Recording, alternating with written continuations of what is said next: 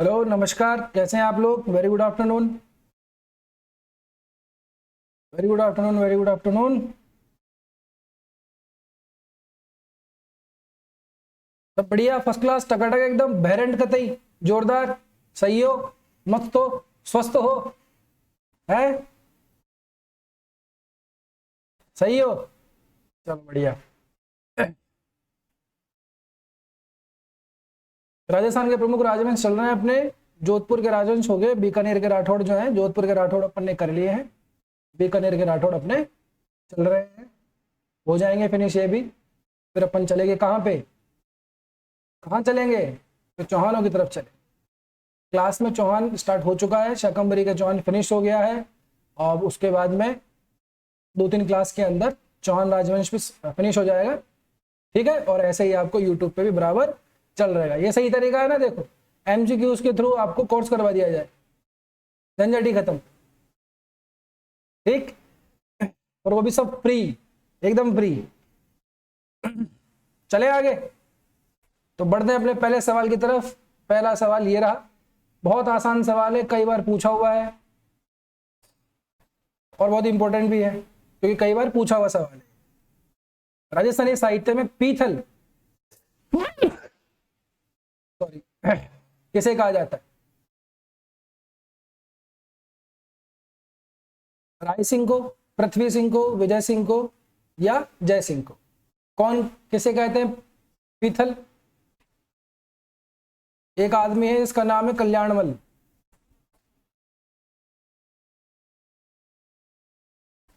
कौन सा कल्याणमल, शेरशाह सूरी, ध्यान आ गया।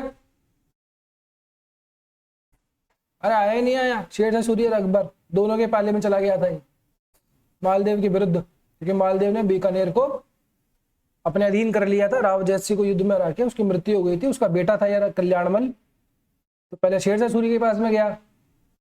पहले कक्षा में मैं समझा चुका हूँ कई बार। उसकी सहायता की, उसकी सहायता मांगी।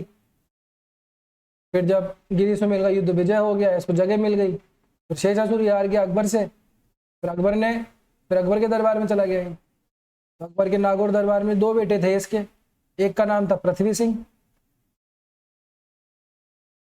एक का नाम था राय सिंह। तो पृथ्वी सिंह जो था थोड़ा लिटरेचर टाइप का आदमी था, है ना। लिटरेचर मतलब थोड़ा इसकी सृजनात्मक बुद्धि ज्यादा थी योद्धा की अपेक्षा।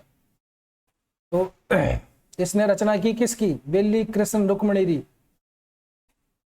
अद्भुत ग्रंथ है ये, काफी फेमस। मैं ये कहूं कि सबसे फेमस ग्रंथ है राजस्थानी साहित्य का।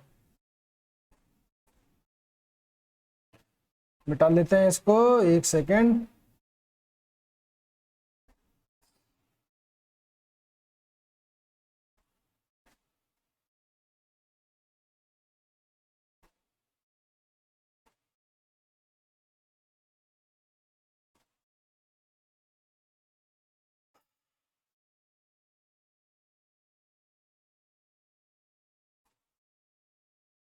बेली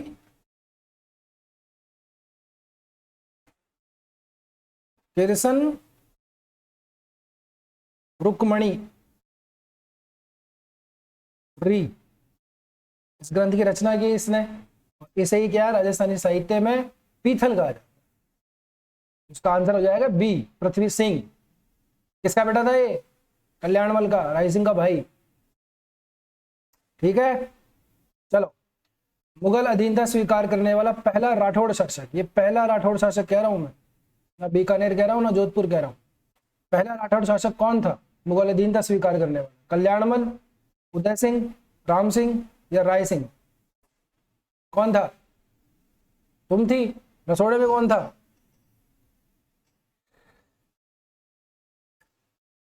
बताओ जरा,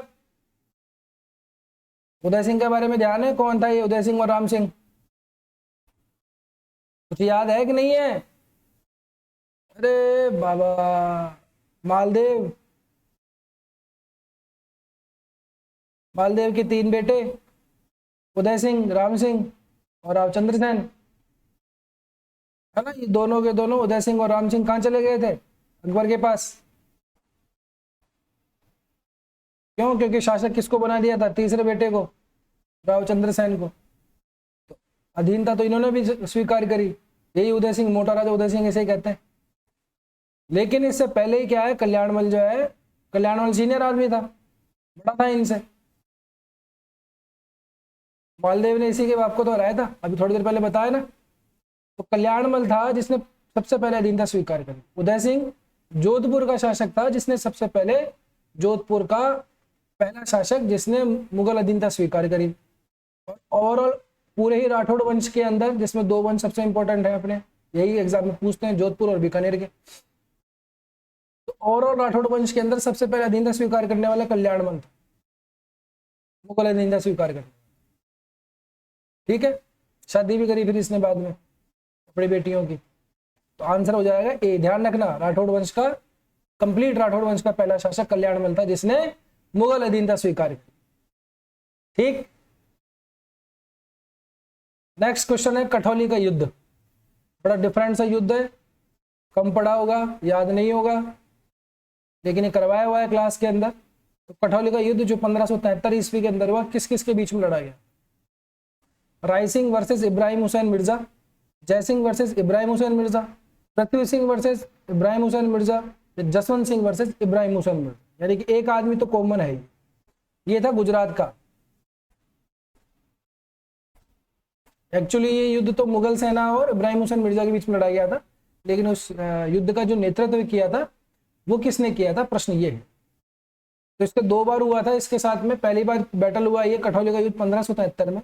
तब तो क्या है, रायसिंह ने हरा दिया इसको, फिर ये चला गया पंजाब की साइड के अंदर भाग करके। फिर ये दोबारा से विद्रोह करते हैं। बंधु थे ये, दो भाई थे ये, हुसैन मिर्जा, इब्राहिम हुसैन मिर्जा, इस तरह से इस्माइल मिर्जा और इब्राहिम हुसैन मिर्जा। तो मिर्जा बंधु कहते हैं इनको, ठीक है ना। दूसरे का नाम इस्माइल है, ये वाली इस्माइल है ना, ये वाली इस्माइल नहीं ये इस्लामिक नाम है इस्माइल। तो फिर दोबारा आया ये, फिर दोबारा फिर फाइट हुई, फिर मुगल सेना भी आई इसके अंदर, अकबर खुद आया। देन फाइनली ऐसा हुआ कि भगवंत दास ने इशारा किया राय सिंह को, और राय सिंह ने इसकी गर्दन उड़ा दी थी इस्माइल मिर्जा की।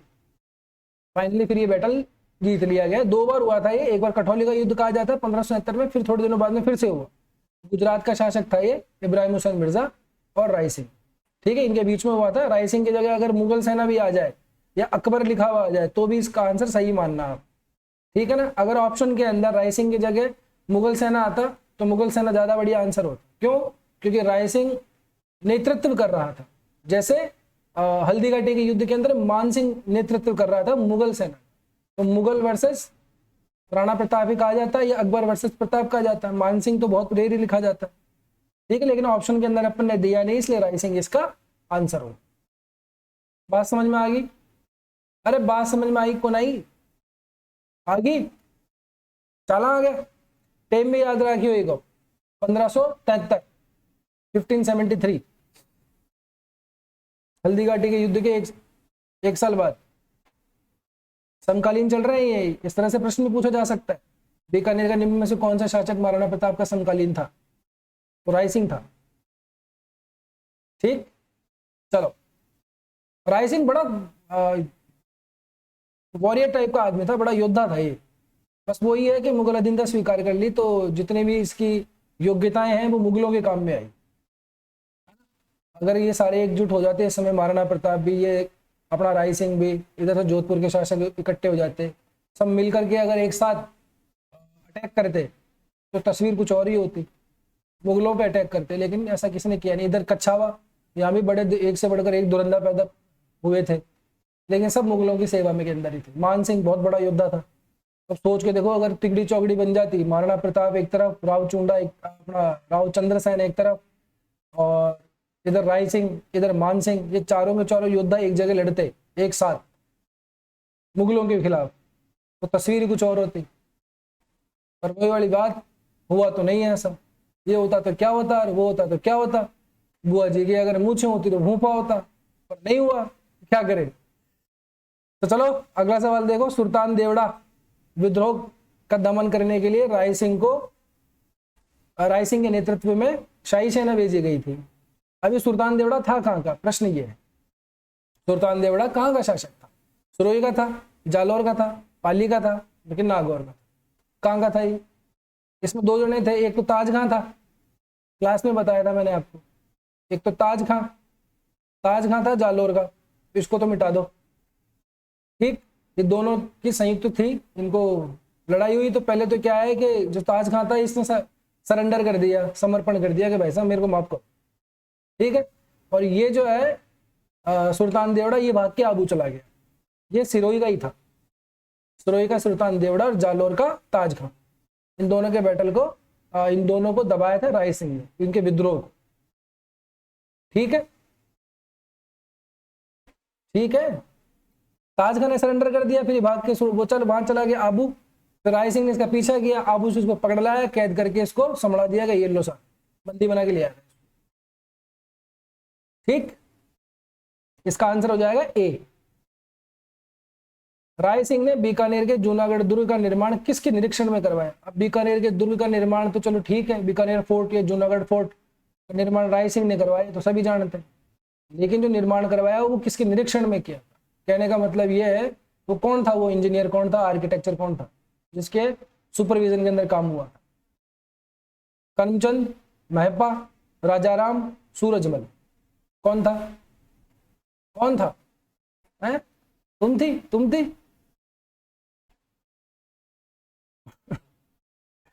तो देखो, सूरजमल नहीं है, राजाराम भी नहीं है, महपा पंवार भी नहीं है, ये अलग कहानी है इन सब की, तो कोई मिला हुआ नहीं है इनमें।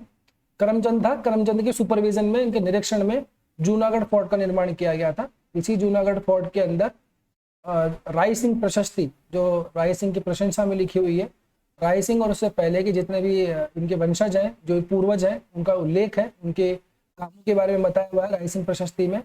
साथ ही साथ राय सिंह ने ही जूनागढ़ फोर्ट के जो गेट है, उस गेट के दोनों तरफ जयमल और पत्ता,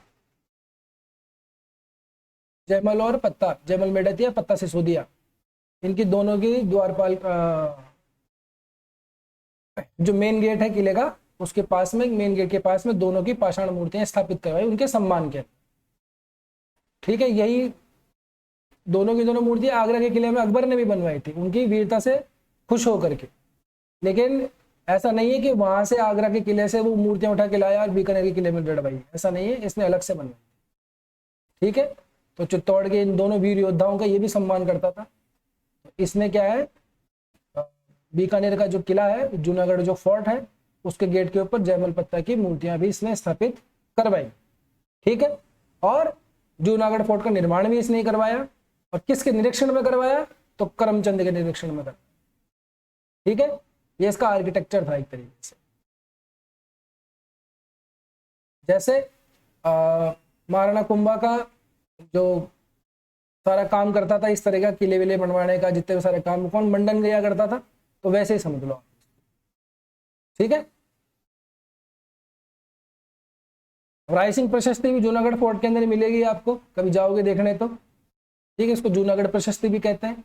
इसके रचयिता कौन थे, बात ये है, रचयिता मतलब किसने, किसके अंडर के अंदर इसको लिखा गया, रचना करने वाले। ठीक है, कौन थे? जयिता मुनि, जिनभद्र सूरी, गुणचंद सूरी या मुनिभद्र। अब जहां पे आपको सरनेम दिख रहा है, इसका मतलब ही चारों के चारों क्या है, जैनी संत है, जैनी दिव्यात्मा है, विद्वान है। तो इसमें से कौन थे वो जिसने रचना की थी राय सिंह प्रशस्ति? तो मैंने क्लास में भी समझाया था आपको कि ये जो दिख रहा है ये जयिता है, ये जड़ता नहीं है, ई है, ये जयिता।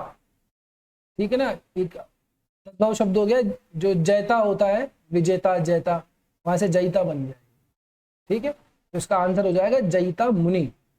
जयिता मुनि राय सिंह प्रशस्ति के या जूनागढ़ प्रशस्ति के रचनाकार माने जाते हैं। किसके टाइम में लिखी गई थी? राय सिंह के टाइम में लिखी गई थी। ठीक है, कहाँ पे मौजूद है अभी? है जूनागढ़ फोर्ट के अंदर मौजूद है।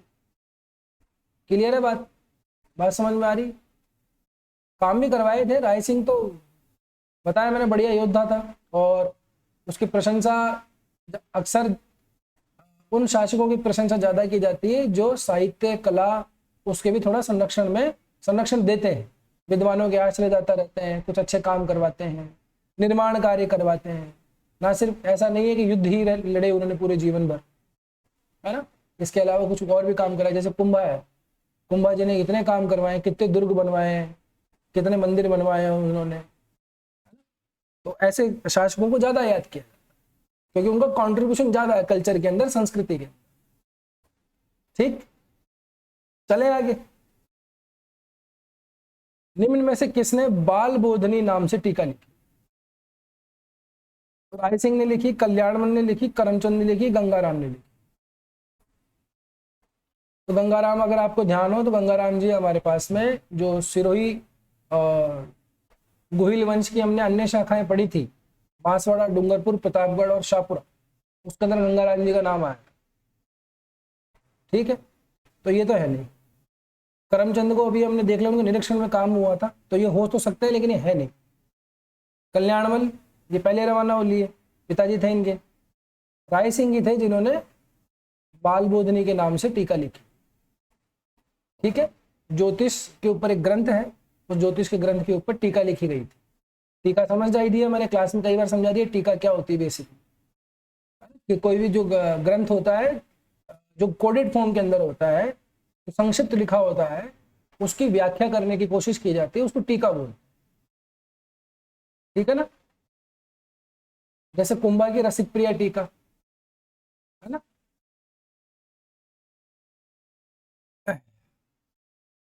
आगे चलो साहब। राय सिंह को राजपूताने का कर्ण कहा जाता है, बिल्कुल कहा जाता है। ये दो कर्ण है, क्लास में भी कई बार बताया हूं, फिर बता देता हूं, ये इंपॉर्टेंट है इसलिए तुमको याद रखना, कंफ्यूज मत होना। राजपूताने का कर्ण राय सिंह है ना, और एक कर्ण और है कलयुग का।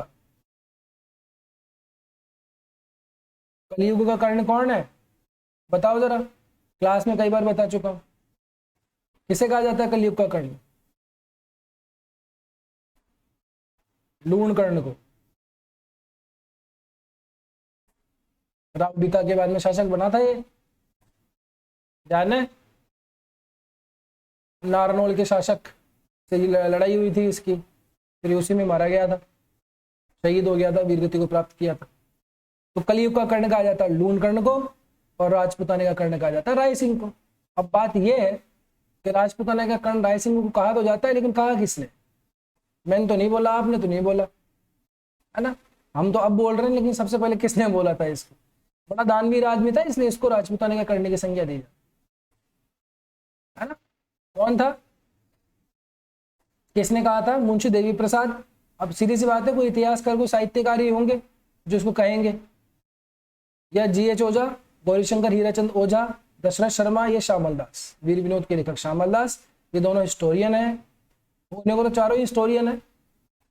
तो इनमें से किसने कहा था? तो श्यामल दास ने नहीं बोला, दशरथ शर्मा ने भी नहीं कहा, जी.एच. ओझा ने भी नहीं कहा, मुंशी देवी प्रसाद ने कहा। ये इस तरह का प्रश्न है जिसमें कंफ्यूजन बहुत ज्यादा मात्रा में होता है, अक्सर सवाल गलत हो जाता है, क्योंकि सारे के सारे ऑप्शन है वो सारे के सारे सही लगते हैं, इसलिए याद रखना इस बात। ठीक है ना, राजपूताने का कर्ण मुंशी जी ने कहा है।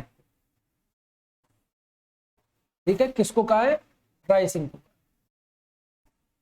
बैठ जाएगी बात दिमाग में, याद रखोगे, रखना याद इसलिए प्रैक्टिस करवाई जाती है।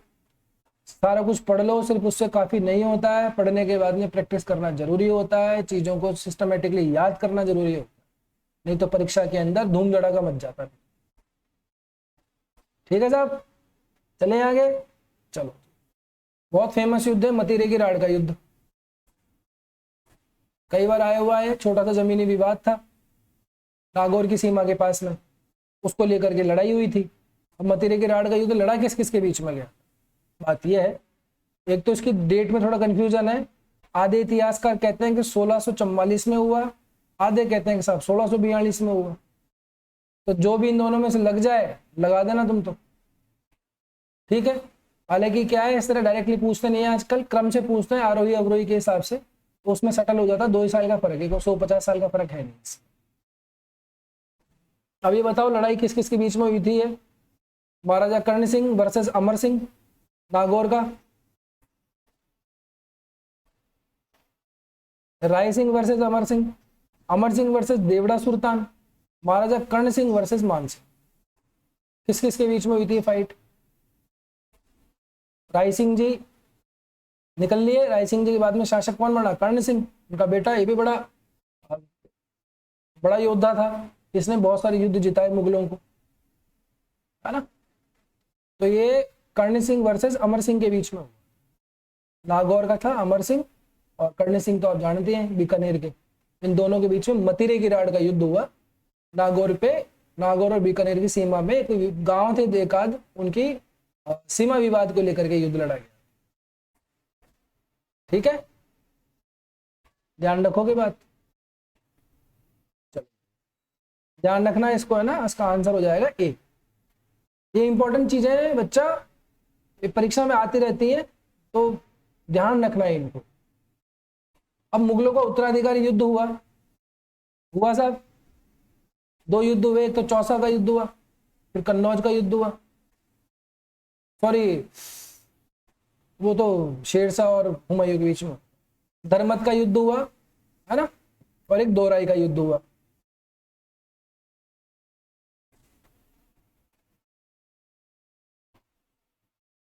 धर्मत का युद्ध, यहां हमारे जसवंत सिंह जी थे, ध्यान हो तो, जोधपुर वाले, है ना। उन्होंने दारा का साथ दिया था, आ गया याद। फिर वो युद्ध हार गए थे, वापिस आए, फिर वो रानी साहिबा ने पटबंद कर दिए, गोइट नहीं खोले, वगैरह वगैरह। तो ये भी क्या है, जब उत्तराधिकार का युद्ध चल रहा था तो ये बीकानेर आ गया था कर्ण सिंह। ठीक है, गया नहीं, उसके अंदर पार्टिसिपेट नहीं किया इसने। पर फाइनली क्या हुआ, जब औरंगजेब का पलड़ावारी हुआ, तो ये खुद तो नहीं गया, लेकिन इसने अपने बेटों या बेटों को भेज दिया इसने औरंगजेब की सहायता के लिए। जो लग रहा था वो जीतने वाला है, जो जीत रहा है उसी का साथ दो, हारने वाले का क्या साथ देना। राजनीति तो यही कहती है, कूटनीति यही कहती है, तो जो जीतेगा वही शासक बनेगा, और जो शासक बनेगा फिर नंबर अपना कहाँ आएगा, अपनी तो नौकरी चल जाएगी, फिर क्या करेंगे अपन। तो उत्तराधिकारी युद्ध के अंदर कर्ण सिंह बीकानेर आ गया था पहले, लेकिन औरंगजेब का पलड़ावारी देख करके उसने अपने बेटों को उसकी सहायता के लिए भेज दिया, बेटे या बेटों। वो बेटे कौन थे इसके, क्या नाम था उनका या उसका? एक पद्म सिंह, केसरी सिंह, या फिर ये दोनों, या फिर कोई नहीं। सिंपल सा है, कौन थे? तो कर्ण सिंह के ये दोनों ही बेटे थे, पद्म सिंह और केसरी सिंह। औरंगजेब की सहायता के लिए राय सिंह ने उसका पलड़ावारी देखते हुए अपने दोनों बेटों को उसकी सहायता के लिए भेज दिया, खुद नहीं गया था ये। ठीक है, तो इसका आंसर क्या हो जाएगा? सी, ए और बी दोनों। ठीक है, तो फाइनली हुआ भी ऐसा ही, औरंगजेब जीत गया था, औरंगजेब बादशाह बना। फिर उसके बाद में वही प्रोसेस जो पहले चल रहा था वही चलता रहा।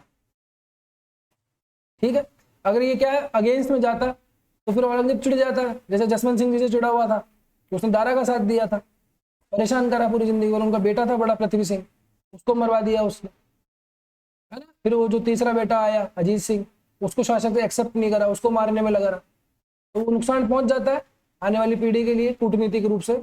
तो इसने क्या समय की नजाकत को देखते हुए अपने दोनों बेटों को भेज दिया कि यार यही बनेगा, ठीक है, बनेगा जो बनेगा।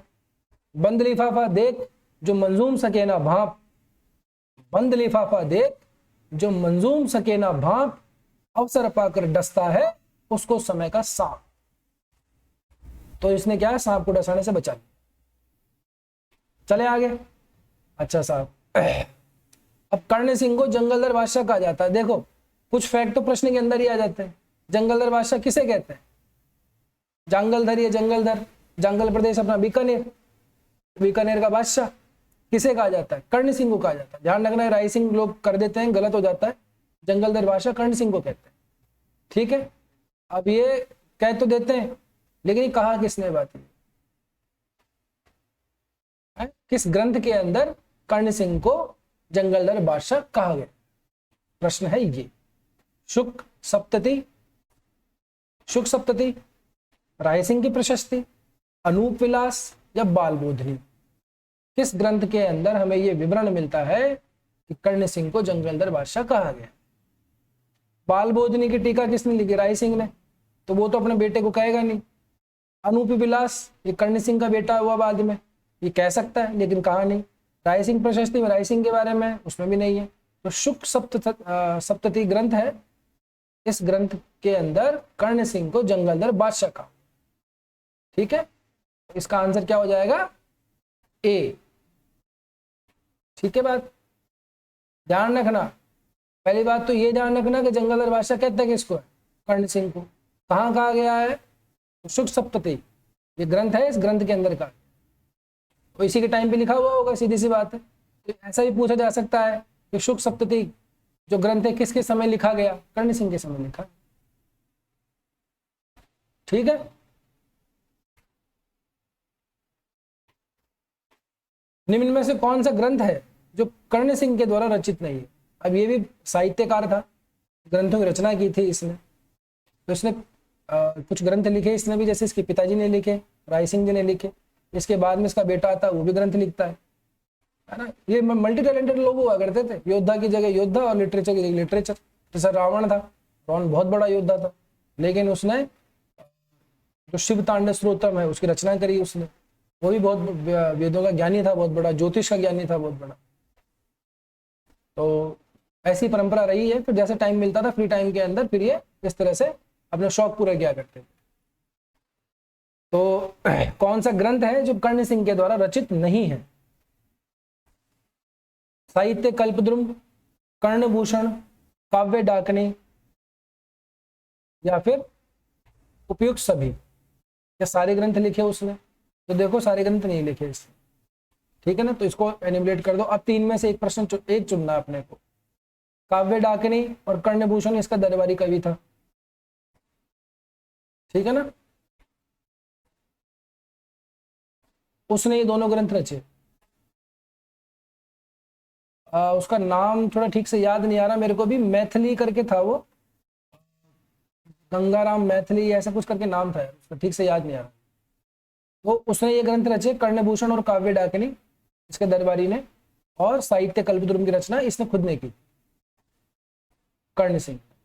तो कर्ण से कर्णभूषण ऐसा कंफ्यूज नहीं होना कि इसने खुद नहीं लिखा होगा, तो ये नहीं लिखे इसने, साहित्य कल्पद्रुम की रचना कर्ण सिंह ने की खुद ने। इसका आंसर हो जाएगा ए, याद रखिएगा। ठीक है, कभी रेफरेंस आ जाएगा, भी ठीक से क्लिक नहीं हो रहा है। सरनेम उसका मैथिली था जिसने ये दोनों ग्रंथ लिखे, ठीक से याद नहीं आ रहा अभी, पर वो चलो छोड़ो, उसको कोई मतलब भी नहीं है। साहित्य कल्पद्रुम की रचना कर्ण सिंह ने की थी, इस बात का ध्यान रखना। ठीक है, अच्छा, एक उपाधि दी गई औरंगजेब के द्वारा माही मरातीब की। ये बड़ी यूनिक सी उपाधि है। औरंगजेब ने माही मरातीब की उपाधि किसे प्रदान की? महाराजा भी दिया था, महाराजा के साथ साथ माही मरातीब भी कहा गया। तो महाराजा तो क्या, बहुत से लोगों को दी गई उपाधि, ये माही मरातीब की उपाधि औरंगजेब ने किसको दी? प्रश्न ये है। राय सिंह को दी, कर्ण सिंह को दी, अनूप सिंह को दी, पृथ्वी सिंह को? बड़ा इंपॉर्टेंट सा सवाल है, क्योंकि ये यूनिक सी है। आपको सवाई मिल जाएगा, सवाई राजा मिल जाएगा, है ना, महाराजा मिल जाएगा, राजा मिल जाएगा, बादशाह मिल जाएगा, लेकिन माही मरातीब की जो है ये एक तरीके का उर्दू फारसी शब्द है, थोड़ा यूनिक सा है, इसलिए थोड़ा ध्यान रखना है। तो पृथ्वी सिंह तो वैसे ही एनिमुलेट कर दो आप। ठीक है साहब, राय सिंह पहले जा चुके, औरंगजेब का टाइम तो बाद में आ गया ना। ठीक है, और राय सिंह के बाद में तो कर्ण सिंह आया था। अब इन दोनों में से कोई एक होगा,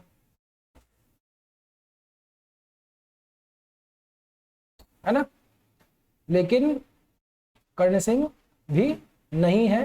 कर्ण सिंह के बाद में जो शासक बने अनूप सिंह, एक आध दो शासक बने, उसके बाद फिर अनूप सिंह आ गए। ठीक है ना, बीच में आए एक आध दो लोग, वो हमारे कोई खास काम के हैं नहीं, तो वो हमने ज्यादा डिटेल में लिया भी नहीं, वहां से कोई प्रश्न बनता भी नहीं है। दो शासक आए थे उसके बाद के अंदर, उसके बाद में फिर अनूप सिंह शासक बने। ठीक है, तो अनूप सिंह को औरंगजेब ने माही मरातीब की उपाधि दी, क्यों? क्योंकि ये योग्य थे, सीधी सी बात। आगे चले, चलो आगे चलो। किसका काल बीकानेर चित्रकला शैली का स्वर्ण काल का? अब ये है तो वैसे अपना आर्ट एंड कल्चर से रिलेट करता हुआ, है ना, लेकिन ये बीच में प्रश्न आ गया था पॉलिटिकली, अपन पढ़ रहे थे तो ये आया भी था, क्लास में भी मैंने समझा दिया था आपको। चित्रकला करेंगे तब कर लेंगे, सारा कुछ कर ही लेंगे तब तो, लेकिन बीच में आया है तो रेफरेंस आया, तो रेफरेंस की जगह सवाल भी बनता है। तो किसका काल जो है बीकानेर की चित्रकला का स्वर्ण काल कहा जाता है, बड़ा इंपॉर्टेंट सवाल। किसके, यानी कि कहने का मतलब किसके टाइम के ऊपर चित्रकला सबसे ज्यादा विकसित हुई, किसके टाइम पे होगी, जिसके टाइम पे शांति ज्यादा होगी, है ना।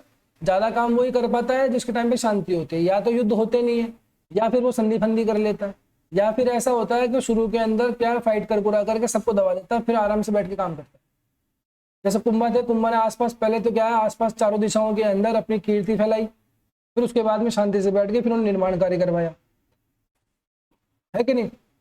राणा संगा के टाइम देखो, राणा संगा पूरे जीवन भर युद्धों में उलझे रहे, तो उनके टाइम में निर्माण कार्य अपेक्षाकृत कम होता है, और इनसे भी ज्यादा कम महाराणा प्रताप के टाइम पे होता है ना।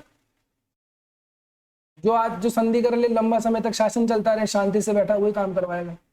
तो पेंटिंग का जो गोल्डन एरा है बीकानेर पेंटिंग का, पेंटिंग स्कूल का, वो किसके टाइम पे कहा जाएगा। राय सिंह, कर्ण सिंह नहीं है, पृथ्वी सिंह पहले एलिमिनेट कर दिया अपन ने, अनूप सिंह जी, अनूप सिंह जी के टाइम को ही बीकानेर की चित्रकला का स्वर्ण काल कहा जाता है। ठीक है बात, ध्यान रखना। आगे चलें, ये बहुत ही इंपॉर्टेंट सवाल है, बड़ा यूनिक सा। अनूप सिंह के समकालीन एक विद्वान थे, उन्होंने श्री मद्भगवत जो गीता है उनका सबसे पहले मारवाड़ी के अंदर गद्य और पद्य में अनुवाद किया, दोनों के। गद्य और पद्य समझते हो, पद्य के अंदर जिसमें छंद के सिस्टम से चलते हैं, है ना, एक लय होती है, तुकबंदी होती है उसके अंदर, पद्य के अंदर, है ना। गद्य बिल्कुल पैराग्राफ के सिस्टम में होता है, पोएट्री फॉर्म के अंदर मान लो आप एक तरीके से पद्य को, वो उस फॉर्म में होता है। गद्य जो होता है वो अपने पैराग्राफ की फॉर्म के अंदर। तो दोनों के अंदर इन्होंने श्री मद्भगवत गीता का मारवाड़ी में अनुवाद किया सबसे पहली बार।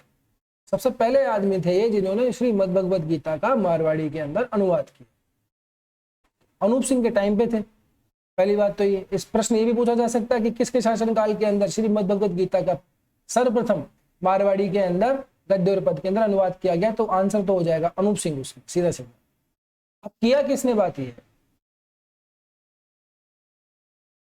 किया किसने, कल्याणमल एनिमिलेट करो, करमचंद पहले देख चुके हैं अपन, जूनागढ़ का जो फोर्ट है उसका निरीक्षण में बना था। गंगाराम, ये भी थोड़ी देर पहले बताया था मैंने, गुहिलों की जो दूसरी शाखा थी उससे रिलेट करते हुए थे।